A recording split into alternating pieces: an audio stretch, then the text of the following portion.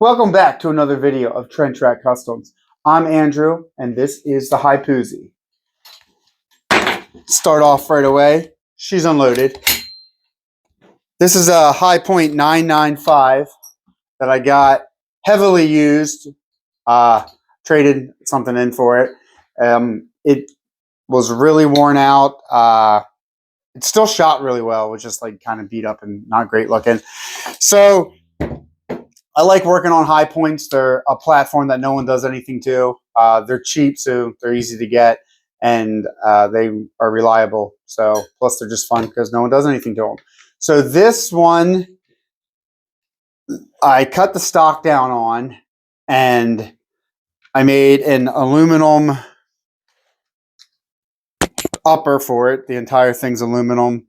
Made a right side charging handle that I had to do a little custom work to make it work. But I put like 10,000 rounds through this thing, and I probably had like maybe 10 issues with it the entire time. Most of the issues that I had were the mag was just not in all the way and it fell out. But this is kind of the prototype. I am working with manufacturers right now to get this whole assembly put into production. And the production version is going to work on any of the Hi-Point carbine models. So you'll be able to use the same one on a 995, a 4095, or 4095, the 1095. It should work on all of the platforms, which will save a ton of money for people because you can get one assembly and use it for all of your guns. It will take a decent amount of stock modifications. They'll have to get cut off on the front. The back needs cut down, and then I had to clearance it to fit this piece over. I'm trying to work with people right now to just get a bunch of stock so I can sell it as a full kit.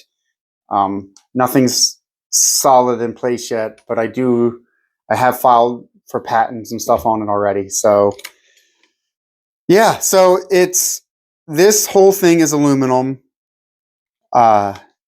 I've dropped it a ton of times. I mean, it holds zero perfectly. I had to re-zero it when I changed out the optic on it. And other than that, I've never had a problem with it coming off. So the barrel shroud is a piece of stainless steel, and then it's covered in an aluminum thing. This, I think, is from a paintball gun. You just loosen these two up, and it slides off. And then the same size Allen key that you need for this is also for the charging handle. So you can just pop those, you just loosen these two screws and you pop this screw out and it comes off. And then you literally just take out the two knockdown pins and the whole thing comes apart. So it's substantially faster than a factory Hi-Point to take apart, which is really nice. I made the stock out of a piece of stainless steel. I welded it up. This is stainless steel here too. And then I just put a butt pad from, I don't know what it's from, on there. And then it just has the Hi-Point, the sticky thing that goes on the stock. So yeah, I mean, it folds. It's nice because you can still shoot it with it folded if you wanted to. Obviously, sorry, this pin keeps popping out. I don't have it locked in all the way. You need a screwdriver to push it in. I don't have a screwdriver on me. So I stapled it, whatever you want to call it. It has M-Carbo spring in it, and I think it's a Thingmeister trigger, which I have those in all of my Hi-Points because they're nice triggers. They feel great. Much more heavy duty than the factory setup. Plus, they look nicer. It was originally black when I made it, and then I got tired of black, so I painted it camo.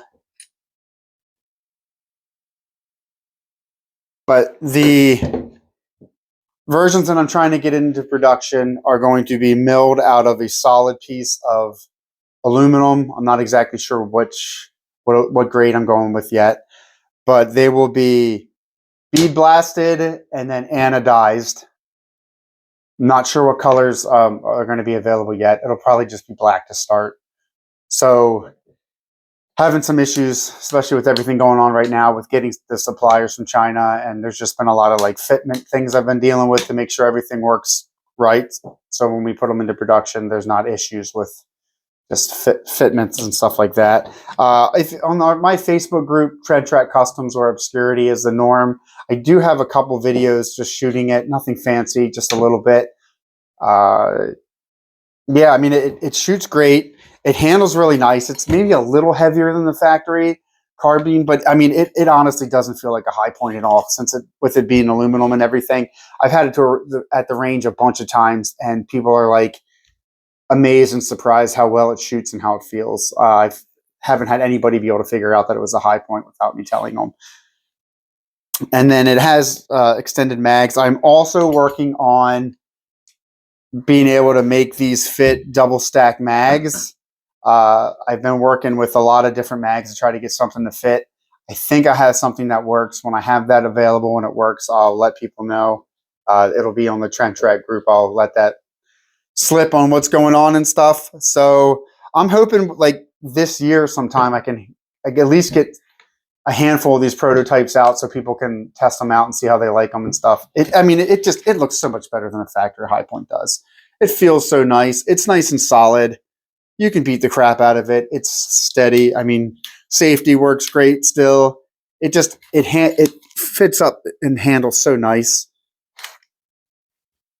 And then with High Point's new pistol version of the carbine coming out, that will actually save me some work because that stock is already cut in some of the ways that I need.